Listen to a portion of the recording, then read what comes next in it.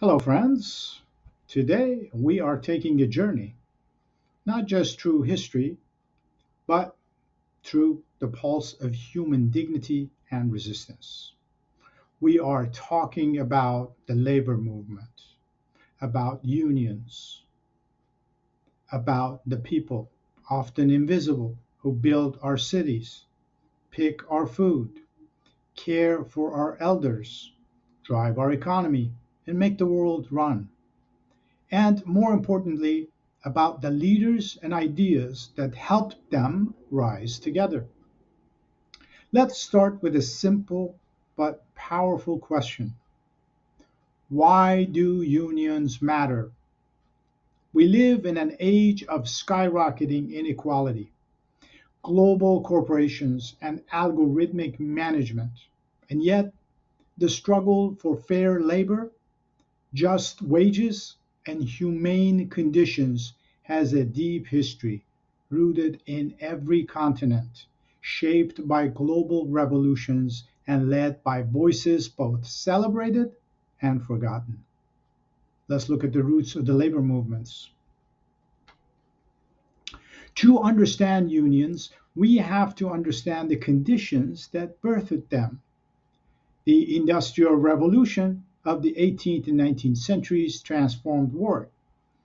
It moved people off the land, away from communal structures and into factories where labor was cheap, conditions were brutal, and hours were long. Children worked 12-hour shifts. Wages were starvation level.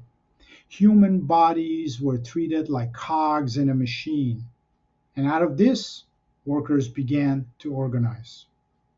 In Britain, trade unions emerged to demand basic rights. In France, the revolutionary spirit of 1848 lit fires for worker participation in democracy.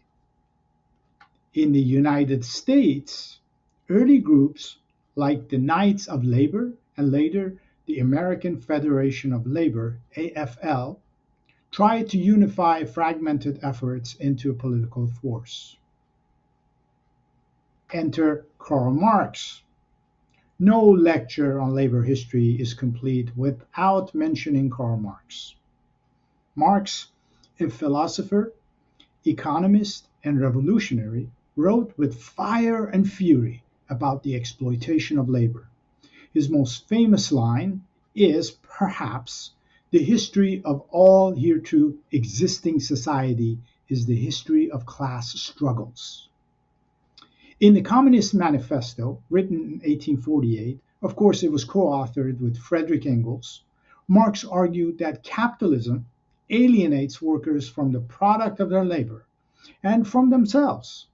He envisioned a world where workers, the proletariat, would eventually rise up, abolish capitalist systems, and seize control of the means of production.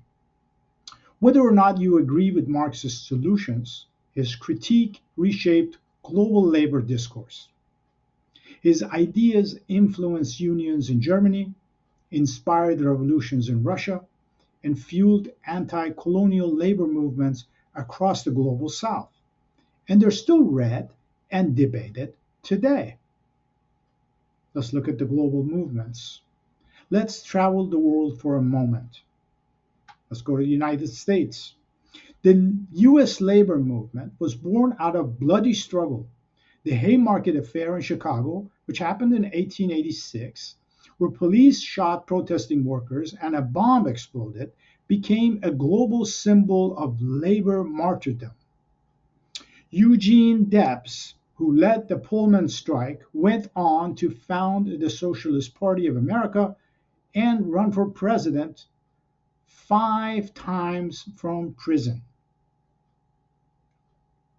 Later, the United Farm Workers emerged under the leadership of Cesar Chavez and Dolores Huerta, organizing Chicano and Filipino farm workers in the 1960s. Huerta's phrase, Si se puede, yes we can, still echoes through justice movements today. Remember Barack Obama using it in his presidential campaign? Let's go to United Kingdom. In the UK, unions shaped the birth of the welfare state.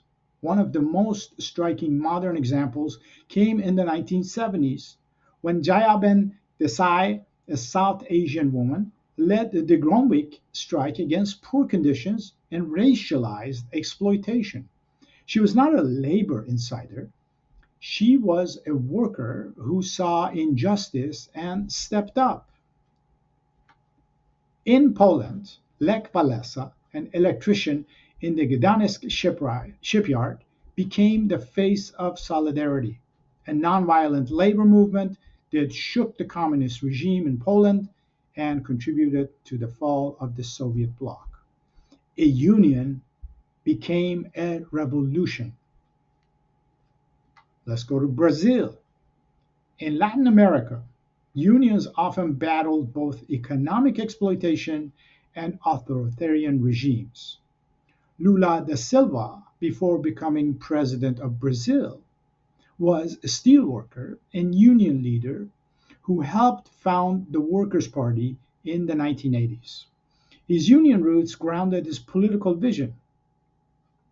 If you go to Africa and Asia and take a look at that history there, in colonized nations, unions were not just about wages, they were about freedom. In India, labor movements were tightly linked to Gandhi's independence efforts. In South Africa, unions like COSATU were crucial in fighting apartheid.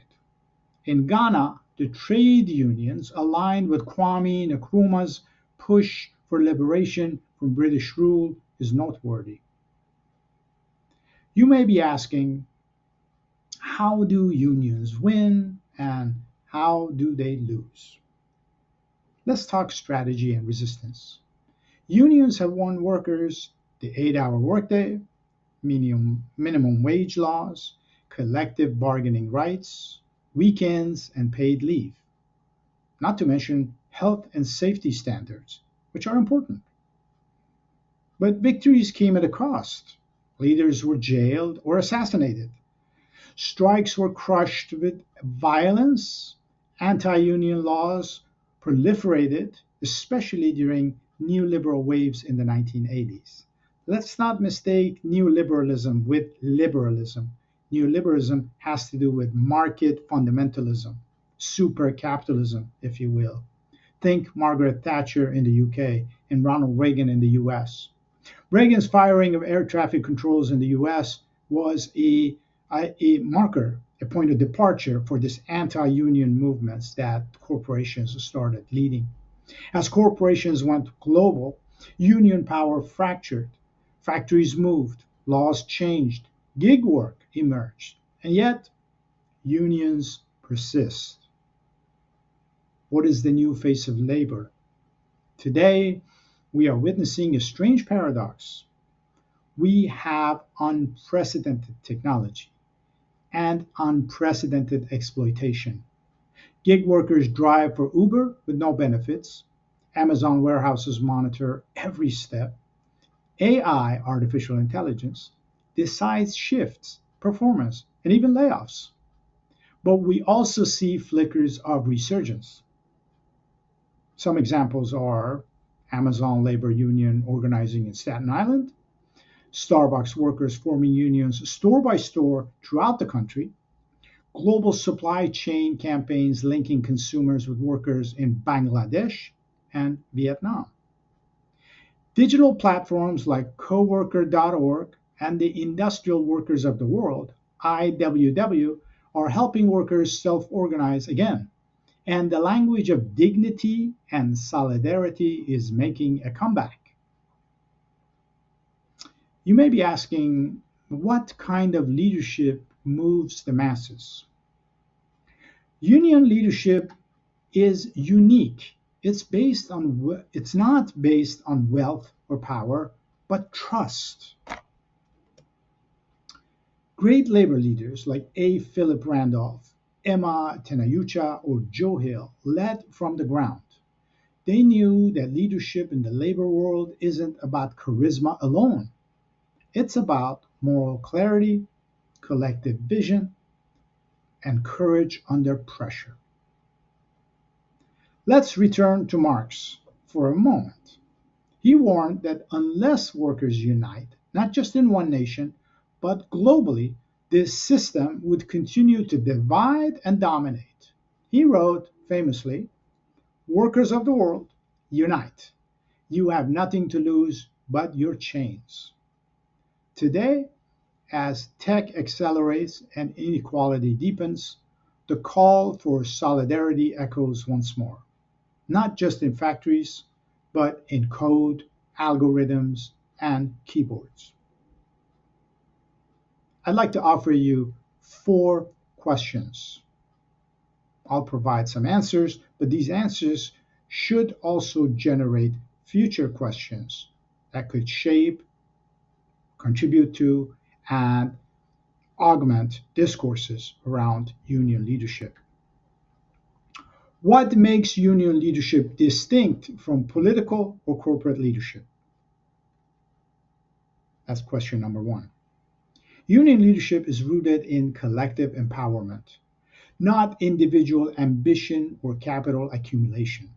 Unlike political or corporate leaders who often operate with hierarchical and profit driven systems, union leaders emerge from rank and file and are accountable to their peers. Their legitimacy is derived not from top down authority, but from horizontal solidarity, lived experience, and moral commitment to justice. From a social justice perspective, union leadership reflects bottom up democracy. It's participatory and often messy, but deeply human. It champions worker agency over institutional control and seeks equity, not efficiency. The true union leader listens before leading, embodies the struggles of their community, and organizes not for power, but to dismantle structures that abuse it. Question number two. Can digital platforms and new forms of organizing reshape the future of unions? I would say yes, and they're already doing this. Digital platforms have the potential to democratize organizing, especially for marginalized workers in precarious and geographically dispersed jobs, gig workers, undocumented laborers, and freelancers, often excluded from traditional unions, are now finding community through apps, chat groups, and crowdsourced champions campaigns. However, technology is a double edged sword. These same platforms can be used for surveillance, union busting, and algorithmic exploitation. The challenge is to reclaim technology as a tool of resistance. From a social justice lens, digital organizing must be inclusive, multilingual, and of course, accessible. It must foreground digital equity, challenge corporate power, and protect vulnerable communities from retaliation. When designed ethically, digital tools can amplify worker voices and reimagine labor solidarity across borders. It's a global thing. Question number three. How do race, gender, and migration affect who gets to lead in labor movements? Historically, labor leadership has been dominated by white male citizen voices, often sidelining women, immigrants, and people of color, even as these groups have comprised the backbone of labor itself. Intersectionality teaches us that oppression is not singular. Black women domestic workers, Latina farm workers, queer hospitality workers, and undocumented caregivers all experience labor injustices in compound and unique ways. Their exclusion from leadership isn't accidental. It reflects deeper systemic biases. Social justice demands that labor leadership be restructured to reflect labor's true face. This means centering lived experience over institutional credentials. uplifting community organizers who operate at the margins, dismantling internal union hierarchies that mirror societal inequalities. When leadership is intersectional, the movement becomes more powerful because it reflects the full dignity and diversity of human labor. Finally, question number 4. Do you see echoes of past labor struggles in today's economy? I would say absolutely. Today's labor landscape is haunted by the past. The gig economy echoes 19th century day labor, low pay, no protections, and disposable workers. Warehouse work, dominated by immigrant and working class communities, mirrors the early factories of industrial capitalism. AI, artificial intelligence, and automation threaten to replicate the dehumanization that Karl Marx warned us about. That is, alienating workers from their labor and reducing human creativity to productivity metrics. And yet, resistance persists. We see the spirit of solidarity in Amazon walkouts, the voice of Dolores Huerta in hotel worker strikes, the courage of Jayaben Desai in Filipino nurses organizing for dignity. These are not isolated acts, they are part of a long genealogy of worker resistance. From a social justice standpoint, the present struggle is a continuation of the past. It reminds us that labor rights are civil rights, and every act of organizing is an act of hope and transformation. Friends, the labor movement is more than history, it's a living struggle. It's your struggle. Whether you work with your hands, your voice, or your mind, the question remains: who decides the value of your labor? Let's keep that question alive. And let's remember the people who dare to answer it with action. That is all for now.